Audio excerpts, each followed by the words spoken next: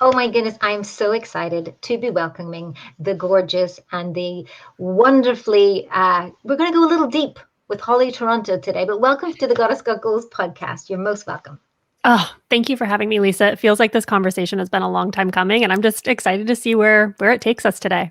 Where it takes us, exactly. I feel like this is going to be one that you ladies need to tune into for sure. You know, if you're multitasking, this is one you need to kind of focus on and bring yourself back to us, and let's see where it goes. But today we're mostly focusing on the phrase that I love, and when I first saw it on Holly's Facebook page, I was like, oh, this is it. This is what I really want us to talk about, which is that your body isn't something, your body is someone. And I just like, even now when I say that out loud, I always get goosebumps because I'm like, oh, like, how can we help women to really tap into that and really understand that? So my first question to you is, I'd love for you to share with our audience your journey that has taken you to where you are now and how you serve your clients and how you came up with that amazing thought, that amazing tagline, that amazing thing. Yeah, I think that caption actually really captures my journey and the journey that I support my clients in a really profound way, to move from objectification, which is something that we are taught to do from very young ages, especially as young girls, to personification. And I'm sure we'll get into more of what that means. But in terms of my own journey, it's kind of many different intersecting paths, as I'm sure you can relate to. It's totally nonlinear. But if I kind of just pinpoint one area for myself, is that I historically, from the time before I can remember, struggled with body image. And so I thought of my body as this thing that sort of defined my worth from probably around the age of 8. I had a lot of positive feedback about my cuteness and my sweetness and all of the like positive affirmation and reinforcement about my external appearance. And like I had chubby cheeks and I had all of that kind of stuff that made me this like sweet little sugar and spice and everything nice girl. And as I started to go through puberty and my body started to change and get bigger, I started to feel really confronted by that. And I started to feel like, oh no, well, my body's changing. Am I no longer going to be affirmed? Am I no longer going to be loved? I remember at certain times feeling like my changing body was a disappointment to those around me.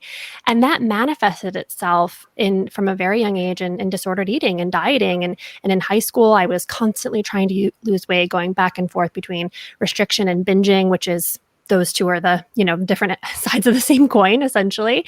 And that followed me all the way through my college years and into a career that I chose in the fashion industry. So interestingly, someone who was so focused on image and so focused on wanting other people to perceive me as beautiful and conventionally attractive, I chose this very image-centric industry. And I worked in that industry for about 7 years and definitely exacerbated a lot of the internal issues I was dealing with my body image. And I would say the sort of catalyst, or the I think that's the right word I want to get to, like not the catalyst necessarily, but like the explosion point of all of this was when after I got married in 2014, I had also struggled with female adult acne for most of my life. And so I had decided to take a more holistic approach to managing my acne, which can be a very beautiful thing. I had done antibiotics and steroid creams and harsh treatments to my skin, and my skin was like peeling off my face.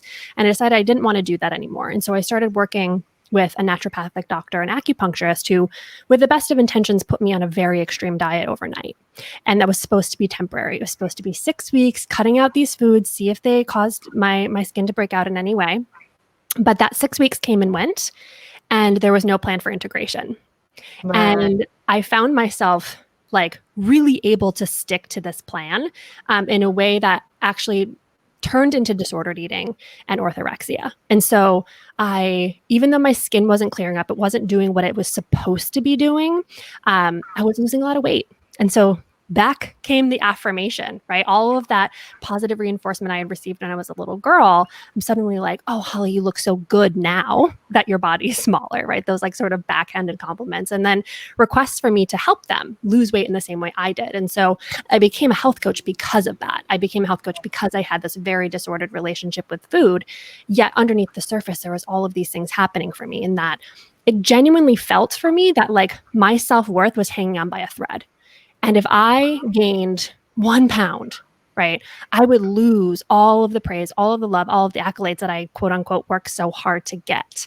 And so it was a very externally sourced sense of worth and wholeness.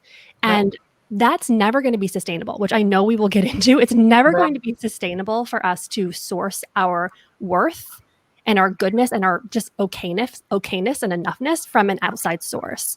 And so long story short, I came across a book called Intuitive Eating, which taught me how to honor and care for my body without restricting and depriving and punishing myself, and how to approach health from a weight neutral perspective. And it totally changed the way that I related to my body. And then that just opened me up to healing my body image, right? So not actually focusing so much on how my body looks, but focusing on how my body feels and focusing on the person that is my body, right? Because I've been taught that I'm an object. I've been taught that my number one offering to the world around me and to my relationships was my beauty, right? And so switching that perspective and learning, oh, actually, no, I have so much more to offer besides my external attractiveness.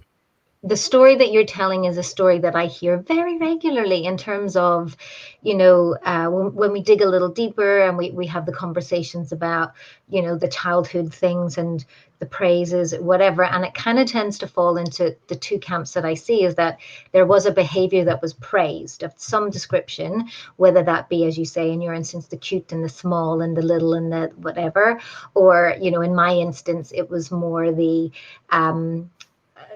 I needed to be quiet. Because I was very loud and rambunctious. So for me, a lot of my suppressing was done through, there she goes again. She's so loud. She's so energetic. It's kind of, forcing that down. And when I went through puberty, my body changed significantly. I got very curvy very quickly. So I shunned the attention because I felt the attention was more, I was worried about the attention. Like I was feeling like men were perving, or they were giving me too much attention, or that attention wasn't safe. There was a lot of that sort of stuff. So I hear, journeys either way, that, pretty and quiet and get praised for helping. Oh, you're a really good helper, and you're looking after others, and you're looking after your sister, and you're looking after X, Y, and Z, which is how we're praised. Or there's some sort of control element. If you keep doing that, you're going to get fat. If you, or the unwanted attention. For me, it was you're very loud and very energetic. Was the feedback that I got. So that would have manifested in different ways.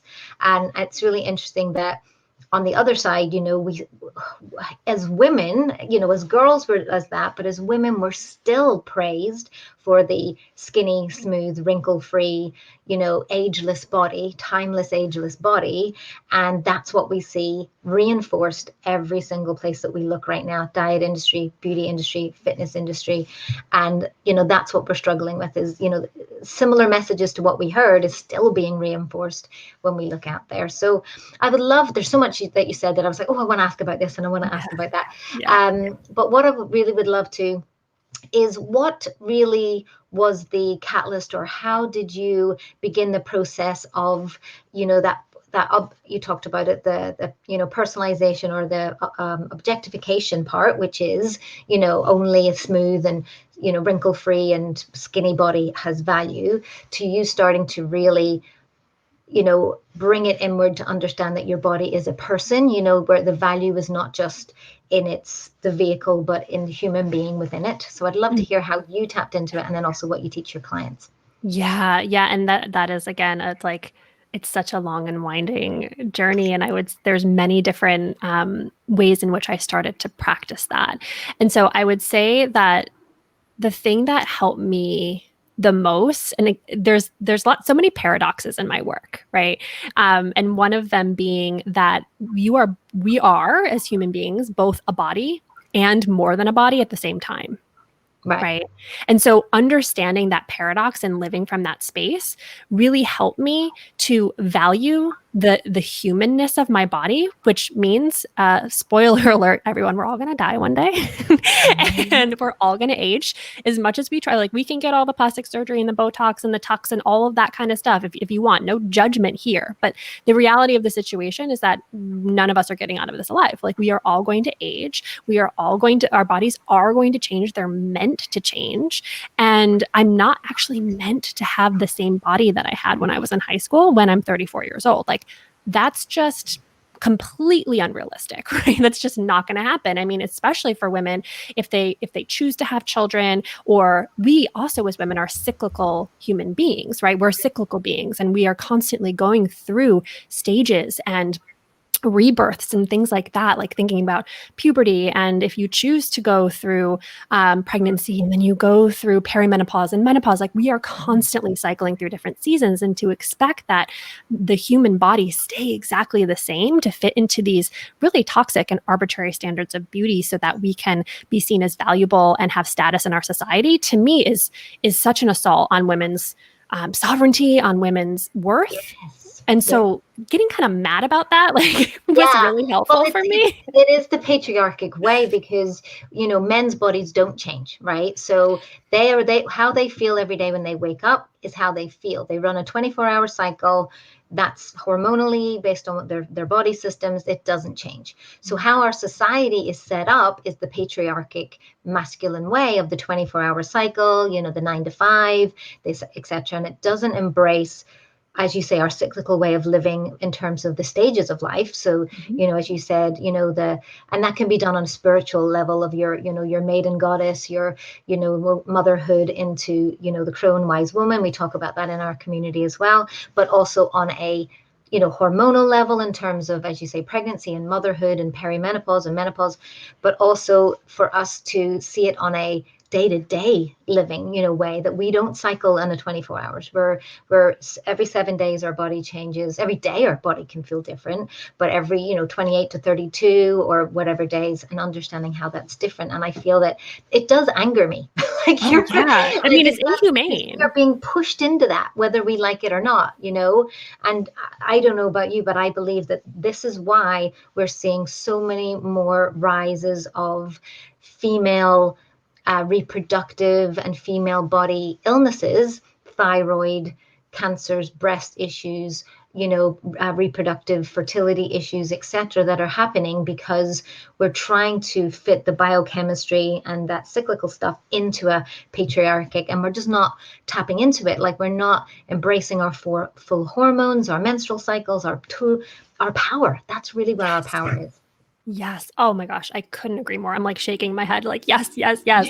And what comes to mind is that it is inhumane. It's inhumane to expect a female body to live in that way. I mean, certainly some women can and thrive in those environments. I don't want to make it into a black and white thing, but what I find personally, and I tend to work with women, is that there's just something that's not working, right? About the way that they're approaching their work, the way that they're approaching their spirituality, the way that they're approaching their health. It's always about either this black and white, or this like, go, hustle, push, do more, or like stay in the same body that you were when you were 15 years old, right? Or that aging is something that we should be afraid of. Men get to be silver foxes while women just become irrelevant past the age of like 35. It's just, to me, it's completely inhumane. And that erasure of the beautiful aging woman body, or the cyclic, the cycling woman's body is so inhumane to me.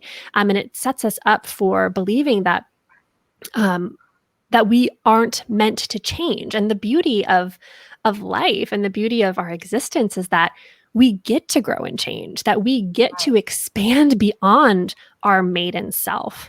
Right? I don't want to stay my maiden self. Like, I know, right? But that we're tapping into what I believe our truest power is as women, is that we are responsible for the rebirth of life, right? That is our power, but that we're understanding that that's a cycle in itself, that we're perpetuating that, and that whether it's represented as a child or not, because it's not always that's the case, but that cycle in itself is where the true power is, I believe, whether that be, each month that we're going through that rebirth and death, I suppose, within the body or whatever way we connect to it, but also that our intuition, our inner knowing, that internal power, this is why I'm segueing, as you can imagine, that is our inner knowing, our inner, intuition is our superpower, right? Like that is definitely our superpower. That's our true goddess power. And my question to you is, why do you think we're so disconnected to that? Why do you think we get that so messed up in terms of not tapping into that inner knowing, or not understanding what intuition or intuitive and anything means? Why do you think that is? Yeah, I cannot wait to discuss that with you. Can I just do one last little closure thing on the last thing we were talking about? Because we had talked about how we are more than a body and a body at the same time. And I think the way that we just talked about that proved or beautifully described the we are a body piece of it, and how that relates to being more than a body, because of God, how incredible it is what our body does beyond just be our external, right? That our bodies cycle, that there's this divine intelligence inside of our bodies. And so starting to value our bodies for what they do for us, as opposed to how they look to others, was also incredibly supportive in switching and moving beyond objectification into personification. So I just wanted to say that we kind of wrap that up beautifully. And I wanted to kind of put that bow on that. Beautiful. But as far as intuition is concerned and why we don't listen to our intuition, I think this honestly goes back to what we've been talking about, going back into my childhood. I was taught to not listen to myself, right? And that, for me, that lesson really became apparent because I grew up in a very religious context, and I am not anti-religion. I think that there's beautiful things that can come from being a part of a religious community, spiritual connection to God, divine, goddess, service, all of those kinds of things. And so I'm not here to poo-poo on religion, but my experience of religion was that I was taught that very specific Bible verses, that my flesh was sinful, my heart lied, right? So to listen to my heart, to listen to the deepest stirrings of my heart, was actually sinful, because that part of me lied, right? And so that was sort of my I guess introduction into that severing of connection between intuition and myself. Wow, and I never thought of that in terms of even the temptations of the body, and even the whole Adam and Eve story, specifically completely vilifying Eve and the temptations of the flesh and how she did that. So, in that instance, the belief is, a female's body is bad. She's a temptress. She's an enchantress. She's trying to fool that. So, thinking about it, there's a lot that is in there that I can understand how it's really impacted your beliefs, and as you build your belief system as a small child. I didn't grow up so much in a strong religious sense, but if anything, I grew up in quite a liberal household. But the downside with that was that, I was, as I said, very energetic, very chatty. I was the opposite. My mom would always be believe in yourself, believe in what you think. But then when it got a little too loud, or when it got a little too much, and, I was one of 6 children, and my mom had me very late, what they call a geriatric pregnancy, which she was only 36, but that sounds ridiculous. Talk about aging and, and pathologizing women's bodies unnecessarily. Right? Yeah. I know, right? But by that stage, she was probably a little bit, run done. She was probably getting to the point where, I know what I felt like at 35, 36. Can't imagine, having had five, she actually had 6 children. Unfortunately, one of them died, and then me. So, and there was 8 years between the youngest and me. So it was quite a big thing. So although she had the intention of trying to support my awesome full bodiness, sometimes it just came across as, you're just too much, right? So, as you say, that even though she, had all these wonderful things of you can do whatever you want, you can be whatever you want, you can do all of these things, it just came across as sometimes it's just too much to do that. Yeah, So it's like the limitations that are placed on it. It's like you can, but don't, like, you can be anything you want, but not that. Like, don't go that far. Yeah. Right. And that's kind of like where we, whatever it is, and our parents do the best that they can. And even, our, as you say, our religious institutions do the best that they can with what they know. So there's I don't think any sort of bad intent or malintent, but I think when we start to take awareness of this is where it started, or this is the impact it could have, and how that manifests now, like, i.e., even now, like when I go to a party or I get a little bit excited about things, I can feel myself going, oh, are you going a bit too far there? You've taken it too far. So, it's seeing how that manifests in an adult's life. So let's talk a little bit more about the intuition. So other than not trusting in ourselves in terms of these limiting beliefs, is there anything else that disconnects us from it? Yeah, one thing that's coming up for me right now as I think about this is a quote from the book The Beauty Myth by Naomi Wolf. And I highly recommend that listeners pick up that book if body image and beauty are something that you feel like you've struggled with. And the quote goes, I'm going to actually read it specifically. I want to make sure I get it right. But a culture fixated on female thinness is not an obsession about female beauty, but an obsession about female obedience. Dieting is the most potent political sedative in women's history. A quietly mad population is a tractable one. Wow. I got goosebumps. You can't see the goosebumps because I'm wearing that, but oh my God. Like, we talk about this in our 5-day program the module's called fitness, fast failure, and femme fatales, because it's all about how our current systems, even our fitness systems, diet trends, etc., aren't tested and aren't studied on the female body in her menstruating years. How we're very underrepresented in the health, medical studies, medical journals. How most things that you would do at your gym, the trends that you see online aren't even tested on a woman's body.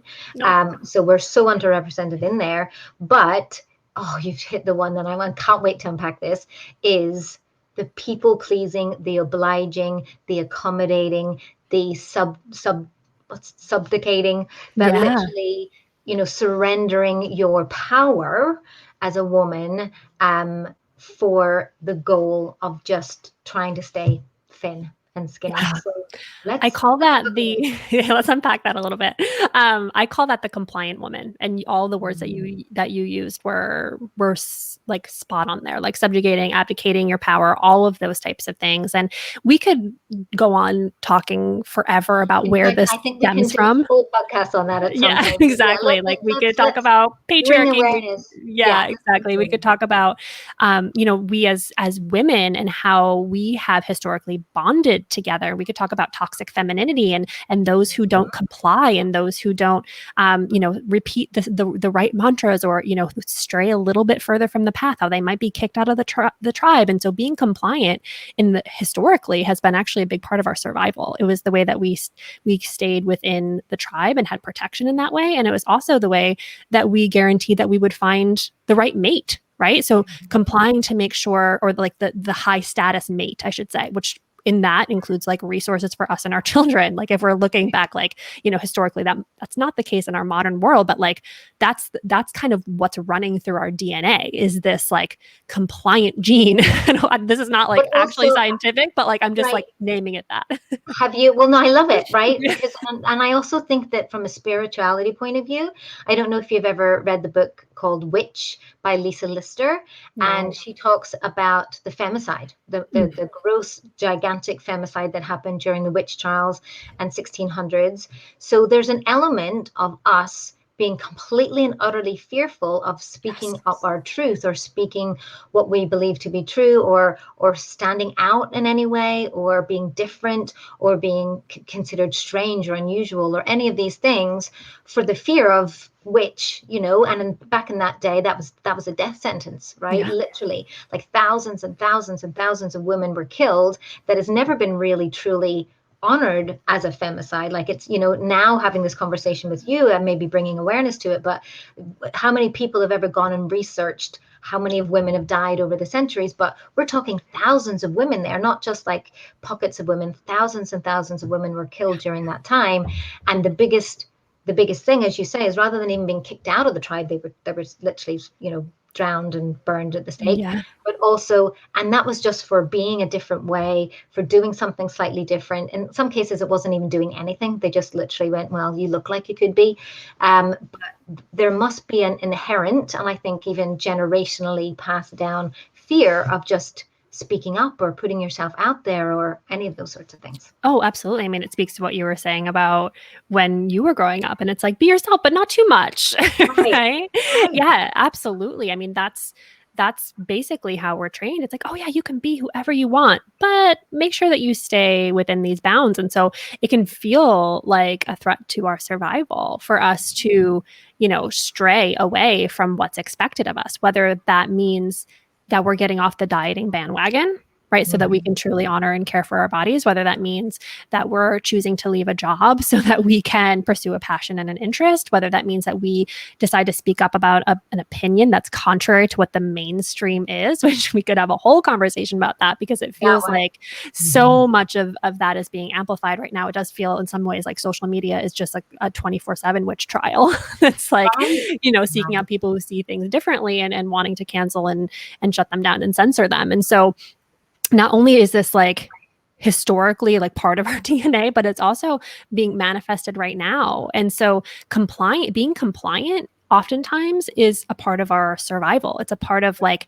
how we maintain a sense of love and safety and belonging. And so I always come back to having a sense of compassion first and foremost for why we might sever from our intuition, or why we might ignore the deepest callings that we know are like our truth, right? Or why we might go on a diet and try to shrink our bodies knowing that the 70 other times that we tried that before, it didn't work, right? It's because we as human beings, our ecology, our love and safety and belonging is so inherent to our survival. And so I always start with coming from a place of compassion. But I also think it's super, super empowering to realize that even though it's not our fault that this is happening, even though like if we are a compliant person, or if we, you know, are abdicating our power or giving away our power to patriarchy, whatever it might be, it's not our fault, yet it is our responsibility to heal. Once we have that awareness. And some people might hear it's my responsibility and feel really confronted by that. And what I would invite is like, that's really good information. If you're feeling confronted or triggered by me saying like, it's your responsibility to hear, it's like, oh, notice how that's also giving away your power, right? Because when we actually can take responsibility, that is like the first step in the reclamation of power, right? Because what I always say about the compliant woman, it's the woman who's given away her voice, her intuition, and her power. Right. And so like, this is like a first step in reclaiming that, is actually taking self-responsibility and knowing like, okay, that's how I've been up until this point. I've been compliant, and maybe I can't snap a finger and have it go away overnight, but I can take responsibility for this right now. Right. Oh my goodness. I mean, the responsibility word is one that we talk about a lot in our community because, you know, we love superheroes. I don't know if you know, but we're big Wonder Woman fans over in our community. And our program is kind of super Wonder Woman themed because of the symbol of what she can represent, which I love. But we do believe in, you know, with great power comes great responsibility. Best Spider-Man quote of all time. But, you know, when women, as you say, I do feel that some women get confronted with that, because you're like saying, okay, we're not blaming. It's not blame that we're placing, because you can only do what you can where you're at with what you know, right? That's it. That's the compassion piece of, you didn't know what you didn't know until now. But now that you're becoming aware of this, what would you like to do? What can you do? What would work to serve you? And if you did it out of a place of, you know, stopping the judgment on yourself and stopping that sense of like, punishing yourself of, oh, it was bad and I did this and I couldn't and this was so hard and, and why is this happening to me and all of these things, and just go, well, what can I do? Like, what is it that would be important for me to do? And it doesn't have to be big sweeping things. And I think a lot of the time women think it's that all or nothing that you talked about, right? The black and white of, well, I either need to make this massive action and this massive declaration of something versus, well, actually, what one little small thing that you can do right now that would just reinforce that this is important to you. Oh, 1,000%. Yes. Right? Yes. I didn't get to the point where I'm at today, where I can speak my controversial opinions and truths like online or in social situations, like by making some massive declaration. And you know what? It was making those declarations. Like, I tried that way. I'd like sit with my journal and be like, I am going to be my authentic self in this social interaction, or I'm going to, and like, I would make these declarations, but then what would happen? It's like, it's too much for our amygdala. It's too much for our subconscious mind, who's like, no, like this is supposed to protect you from dying, right? Like, the reason that you're silent, you're self-silencing is because you're going to die if you don't. And so like, I would constantly go through that self-sabotage. And so for me, like, what really needed to happen was like, I needed to stop making the declaration, stop thinking it was going to be this like magnanimous, dramatic moment of me coming out with my beliefs, and start like slowly but surely, like with one friend saying like, hey, this is what I really think about this thing, or with my partner saying like, hey, I actually see that differently than you see that, or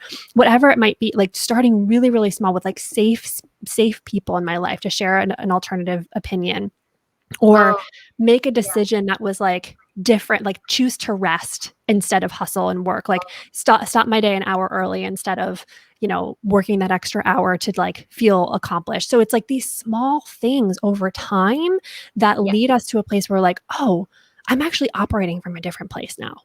Right. And that's what we're talking about a lot in about habits, and about in terms of identity habits is what we're calling it in our community. But it's like who you want to be with just that 1% change. Like, it's just 1% of difference. But how you said that story that you just shared was hilarious, because I think sometimes you have to try it the other way and fail, or try that other way and get a sense of, okay, that maybe didn't work so well. And the best one that I can think about is I've been a vegetarian for like 30 years. And at the beginning, I was what I would call an evangelical vegetarian. And so I would be like, what are you eating? And that's terrible. And it got to the point where nobody invited me out for dinner. I was socially ostracized quite a bit, going, I can't invite her. She's, crazy and whatever. And I realized that if my goal was truly to help people see the benefits of a plant-based way of life, that shouting at them and telling them that they're bad and wrong and doing a terrible job at life, not the way to go. Doesn't help. Shame will never beget change. It just won't. Right. It won't. And you can't force people, and you can't do any of these things. And also it's but eventually that's what I did in my 20s, and eventually you mature a little bit and then you try a different way. And you try to lead and inspire rather than just throw things down people's throats. But exactly what you said. So I just began doing what I knew that I could, which was to continue to be the example in that scenario. So I did the action. And then eventually somebody might go, oh, here, what are you eating? And, oh, that's really interesting. And then I could kind of share it, which again isn't about that massive declaration. It's just about, I always think it has to start with you, which we talked about that responsibility. It has to start with you being the identity of the thing. So if you're starting to realize that, I think women tend to have a very quick judgment to, well, I'm going to punish everybody around me for not doing the thing that I know that I think I need to do, but I'm going to tell you that you're doing it really bad. And really, it's like, no, okay, you've missed the point here. It's like, first of all, what are you doing? How can you be the embodiment of that? How can you identify with that? So we're so funny. I love behavior. I love learning about how women do things. It just makes me laugh. Oh, that I love that you share that piece about being an evangelical vegetarian, because, and I relate to that a lot because I grew up evangelical Christian. And so I learned to, and because I didn't do I thought that if I could just left evangelical Christianity, that I would get rid of that fundamentalism, right? I'm like, oh, that's not my fundamentalism anymore. But then I took that into dieting, and suddenly food was very black and white for me. And then that didn't work anymore. And so body positivity became very black and white for me, and something that I was proselytizing and even evangelizing about. And then from there, the next thing, and I actually had to do the work at the level of oh, why am I so uncomfortable with gray? Why am I so uncomfortable with nuance and like not having things fit into these really neat boxes of like, if you eat this way and you believe this way, then you are good. And anybody who doesn't fit into that camp is bad, right? And so as long as I stay here, I'm good, right? And like that speaks to our human need for certainty, right? It also speaks to our desire for homogeny because it feels safer, right? I mean, it all, you're right. It all comes down to everything just feels safer. If I can conform, it's safe. If I can be like everyone else, it's safe. If I can just figure out how to do this and control everything, then it's safe. And yeah, and it's interesting that you said that, because I make this, I say this phrase that nutrition is a little like religion, is that everybody is right down to their base beliefs, right? So, but what we tend to do is we're either right or wrong, right? So although there's some guiding nutritional premises, there's science in there, right? There is some, some guiding science. Mostly it comes down to nuance, which I'm glad you said that word, because how you do it is completely different to how I do it, because one, we're different humans, we're different ages, we're different goals, we're different beliefs that we've brought into it, with different whatever. And, as you say, there's no bad or wrong with how you eat. There's no bad or wrong foods. There's no bad or wrong exercise. There's no bad or wrong anything, really. It's, does it serve my goals? Does it create value? Do I see more self-value in this decision and this energy behind what I'm doing, or not? And, but it's, I mean, that's simple for me to say that, like just rhyme it off the top of my head.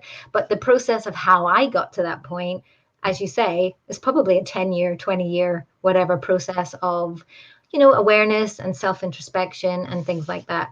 So what, Absolutely. Having us kind of wrap things up today, because, we could chat forever, Holly. Oh I believe we let's possibly keep going. could, is what, like, and I do like to share actionable stuff. And with this sort of, this behavioral change and the self-awareness piece, etc., it's a little bit hard to be actionable, but I still feel like it's good for somebody to go, right, well, if I really wanted to start this journey and really start to dig in here, what would be my first next step? So is there something that you could share with that? Like, what would be your next steps in thinking about this? Yeah, I can think of like 3 that I would love to Please offer.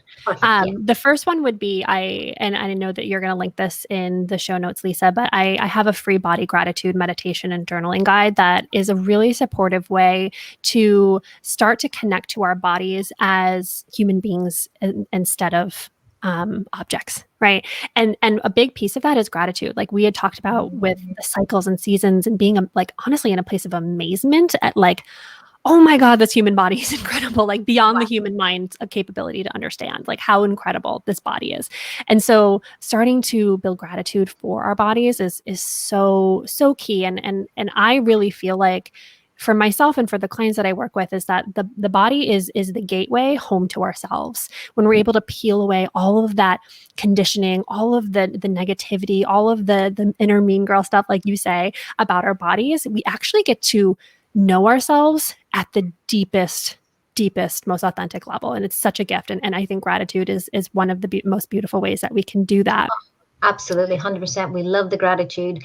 And I really want to I advocate for journaling as well. We have some journaling elements in our program, possibly not enough. So to have this as a tool, thank you so much. We'll happily share those in the show notes. You can go and access that to get started for sure. Tell me about number 2.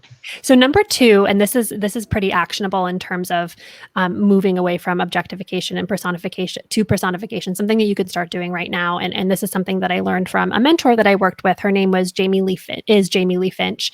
And she taught me about actually referring to my body no longer as an it or any sort of objectifying language, whether that's vehicle, vessel, machine, whatever it is, all of that like kind of masculine language about our bodies being these like machines, and to instead refer to my body as she. Oh, nice. Because I do, now that you've said that, and I'm going to make some changes now. I would have said life's vehicle, but now that you, and maybe life's vessel, I've also said that too. But now that you've said that, that is quite masculine. That is quite a masculine way of thinking about it, right? Is that we're beyond just the mechanics of it. So, okay, she is wonderful. I'm going to celebrate her every day. Love that. Absolutely. And like, I do think that the vehicle vessel thing is an important stop on your journey. I do think like, and it's the separation piece of it. Like, oh yeah, my body is the vehicle for my soul, but like, let's not stop there. Cause like the true, like being truly embodied would mean that we are acknowledging that we're a human being, right? And human beings are not cars. So, Right. so that's the second thing. And then the third thing kind of goes back to what we were talking about before. We were talking about compliance. We were talking about being disconnected from our intuition, being disconnected from our inner voice. And what I would say is like asking yourself, like, what is the one thing that I could do today that would be in alignment with my highest good, or like with who I'm moving towards becoming. And so for That got me, me like, goosebumps as well. Honestly, the amount of goosebumps I'm getting from you, but that's a beautiful question. Like that is so, it's just beautiful. That's the word that I'm going to use. It really is so beautiful.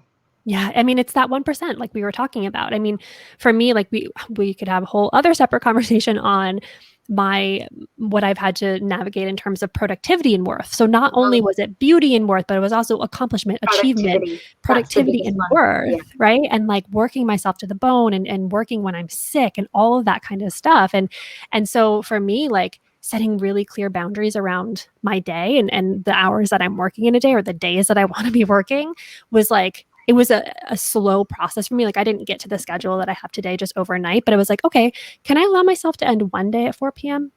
Right. And like that started to signal to my subconscious mind, like, hey, actually, you are still totally worthy if you didn't complete that one thing today, or if you didn't work, 40 hours this week, or whatever it is. And so it can be something that simple Yes. of Beautiful. signaling to your subconscious mind that So can it's you safe. repeat the question again? Because it was such a good one. And I'll put that in the show notes too. But if you can repeat it so we can hear it. Yeah. So what is one thing that I could do today that would, I'm trying to remember how I said it. What is one thing that I could do today that is in alignment with my highest good, or my most authentic self? Oh, that's amazing.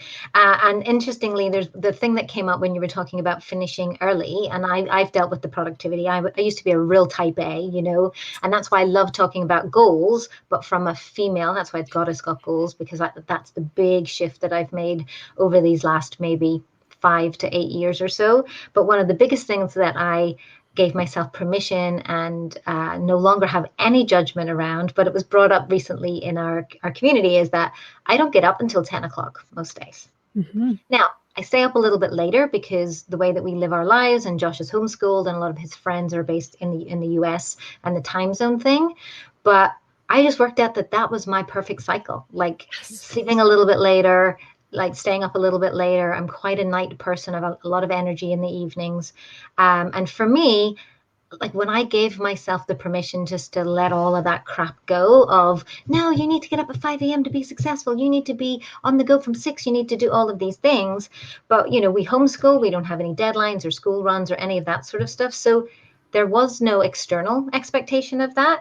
But then once I released the external expectation and then released that internal, like judgment expectation, that was one of the best things that I ever did for me, was because that's more authentic to who I am, Yes. That's who I am. So, what a wonderful way to wrap this up. So thank you so much for being part of this journey. Honestly, I feel like we're going to have to get you back on and start talking about some of those other things, unpack those chats. But first of all, I want to let everybody know that you too have a podcast. So where else can they connect with the podcast? Yes. What's it called? Yeah, so my podcast is called Return to Wholeness, and it's really about moving beyond dogmas or expectations from society about who we should be as women, and calling back the parts of ourselves that we've fragmented or given away in order to belong in a way that is inauthentic. And so when we're trying to give away our power, or when we're giving away our power to earn love and safety and belonging, we're giving those parts of ourselves away. And so how we can call those parts of ourselves back so that we can live from a place of wholeness, fully aligned with the truth of who we are. And so we have conversations from so many different perspectives, whether that's body image, whether that's spirituality, whether that's relationships. And it's a really fun project. So anybody can go check that out. Check that out. Awesome. And then where else can they find you online and on social? So you can find me on Instagram. I kind of have a funny relationship with Instagram, but I will be back on it starting like this week. I had a couple weeks off of it, but Holly.Toronto. That's where you can find me. Beautiful. And as I said, we'll put all of this in the show notes, but thank you so much for this truly valuable conversation. I really believe that it's timely, not just for our existing community and my existing clients, but also for our audience in terms of what's kind of going on in this world and what we can do to, as you say, return those things back to ourselves, get more whole with what's, regardless of what's going on in the world, that we can just truly be our true highest versions of ourselves. So thank you so much for taking the time today. And as I said, ladies, you can go over to the show notes, access some information in terms of getting in touch with Holly, plus that amazing meditation that she's gifted to you. And thanks you again. Let's make sure we'll put it in the diary to get you back on again for sure. Thank you so much, Lisa. Thanks now.